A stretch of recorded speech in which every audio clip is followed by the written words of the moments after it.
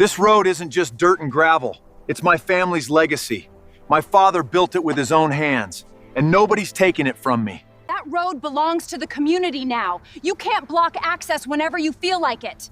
Actually, I can. What happened next shocked the entire county.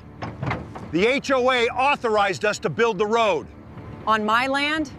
When I pulled into my driveway, 3 moving trucks were already parked beside my house. Men I had never seen before were carrying furniture through my front door like they belonged there. At first, I thought they had the wrong address. Then one of them looked directly at me and said something I still remember word for word. "You don't live here anymore." The sentence sounded absurd. This property had belonged to my family for 70 years. 10 minutes later, police cruisers appeared at the end of the driveway. Relief washed over me for a moment. I thought the officers were there to remove the trespassers. Instead, they walked straight toward me. One officer calmly told me to step away from the property while they sorted out a dispute over ownership. That was the moment I realized someone had convinced an entire system that my property belonged to them. My name is Ethan Walker. I am 58 years old, and every board, fence, and stone on this property carries a piece of my family's history. My father bought this land in the 1950s when nobody else wanted it.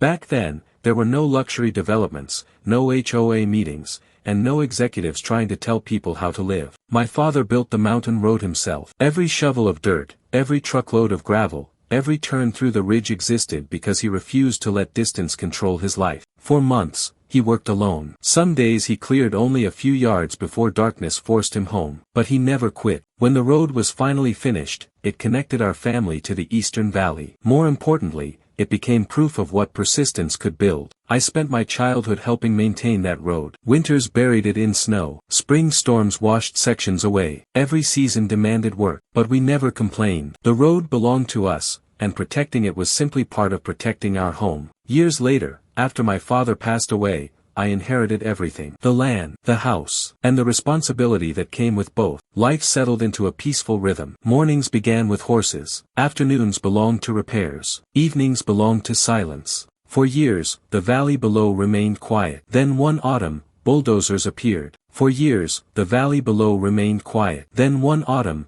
bulldozers appeared. For years, the valley below remained quiet. Then one autumn, bulldozers appeared. Survey markers spread across old farmland. Trucks arrived daily. Something expensive was coming. Within 2 years, Silver Pine Estates rose from the valley floor. Luxury cabins, private roads, wealthy residents, and an HOA that believed every problem had a price tag. Within months, Silver Pine Estates transformed the valley below. Luxury cabins appeared where cattle once grazed, and expensive SUVs replaced dusty ranch trucks on roads Ethan had known his entire life. At the center of it all stood Victoria Crane, the HOA president. She believed every obstacle could be solved with authority, paperwork, and enough pressure. Victoria didn't see Ethan as a property owner. She saw him as a problem standing between her community and a shortcut worth millions. The shortcut was Ethan's private mountain road. It cut nearly 15 miles off emergency response times and construction routes. To Victoria, the solution seemed obvious. Convince Ethan to give them access. She drove to Ethan's property carrying a leather folder full of proposals and a check large enough to impress most people. Victoria expected a quick negotiation. She expected gratitude. What she got instead was a lesson she would never forget. After listening patiently, Ethan finished his coffee and gave a simple answer. "My land. My rules." Victoria smiled politely, but the look in her eyes said she wasn't leaving without a fight. 2 weeks later, the letters began arriving. At first they sounded friendly, then they became formal, then they became threatening. The HOA claimed Ethan was blocking emergency access and endangering families. Every deed, every survey, every tax record, 70 years of ownership preserved in paper and ink. Then something strange started happening near the gate. Unknown vehicles appeared at odd hours. Cameras flashed in the dark. Strangers lingered near the fence line. Most people would have felt intimidated. Ethan felt prepared. Within a month, his quiet mountain road had become one of the most heavily monitored pieces of land in the county. Then came the phone call that changed everything. Victoria's voice no longer sounded professional. It sounded personal. She warned Ethan that refusing to cooperate would lead to consequences far beyond paperwork. Before hanging up, she delivered a sentence Ethan would never forget. "If you don't cooperate, you'll regret it."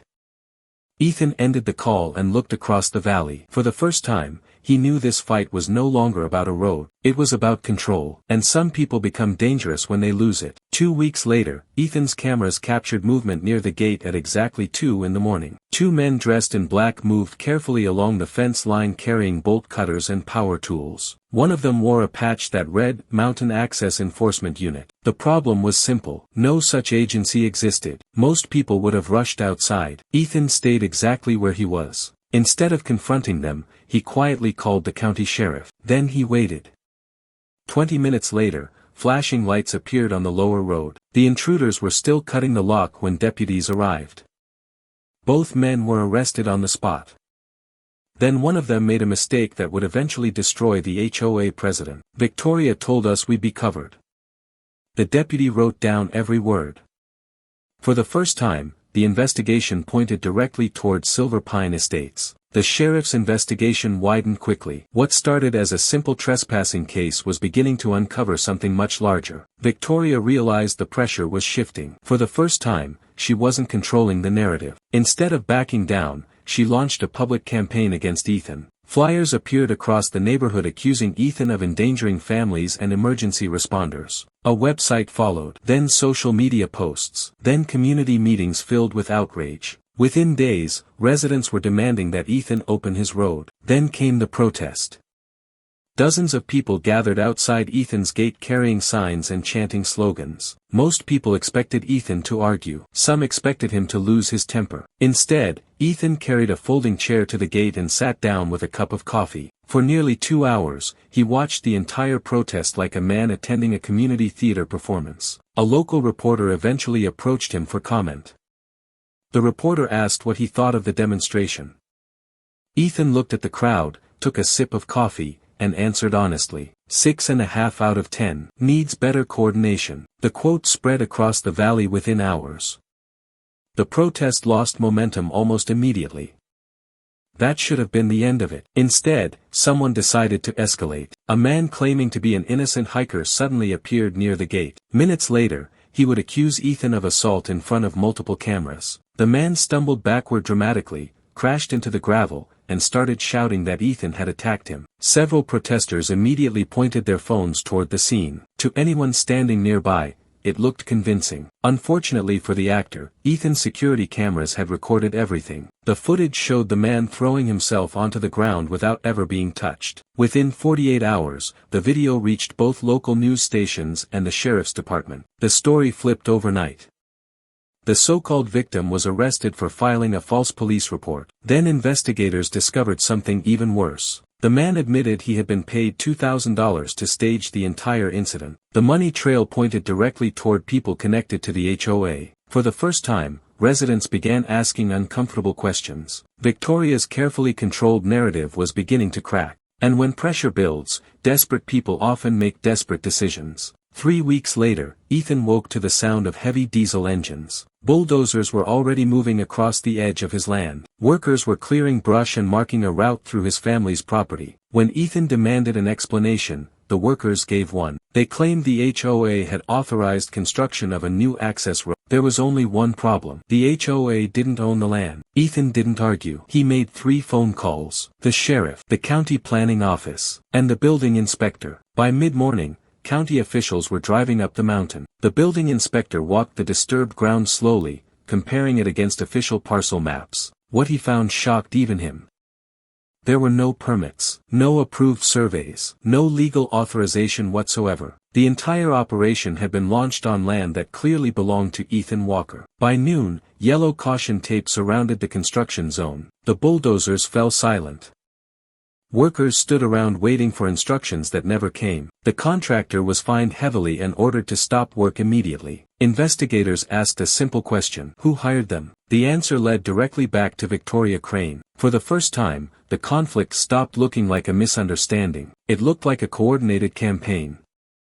Then something unexpected happened. A man knocked on Ethan's front door after sunset. His name was Daniel Brooks, the HOA treasurer. He looked like a man carrying a secret that had become too heavy to hide. In his hands were financial records, invoices, emails, and a flash drive. Together, They told a story Victoria never wanted anyone to see. Over $320,000 had quietly disappeared from HOA reserve funds. Daniel's evidence revealed a pattern nobody could ignore. The break-in crew, the fake assault, and the illegal construction all connected back to the same source. Every payment had a signature. Every signature pointed toward Victoria Crane. Instead of rushing to court, Ethan made a different decision. He invited the entire community to see the truth for themselves. A week later, residents gathered beneath a large canvas tent at the base of the mountain road. Tables displayed decades of property records proving Ethan's ownership beyond any doubt. Beside them sat transcripts, surveillance footage, and financial documents. For the first time, residents saw where their HOA dues had actually gone. Many stood silently. Others looked angry. A few looked betrayed. By sunset, the narrative that Victoria had spent months building completely collapsed. The courtroom battle began 3 weeks later. Victoria arrived with attorneys. Ethan arrived with evidence. The original deed from 1954 was entered into evidence. Then came the surveillance footage. Then came the financial records. And finally, Daniel Brooks took the stand. By the end of the hearing, the outcome was no longer a mystery. The court rejected every claim made against Ethan Walker and confirmed his family's ownership rights in full. The evidence was forwarded for criminal investigation, and Victoria's empire began collapsing overnight. Within weeks, Victoria was arrested. The HOA board was dissolved, and residents elected new leadership to repair the damage. A few months later, Ethan stood on the ridge where his father once stood. The valley below was quiet again. The road remained private. The mountain remained untouched. And the sign beside the gate said everything that needed to be said. My land, my rules. Because some things are worth defending, not because they are valuable, but because they were earned.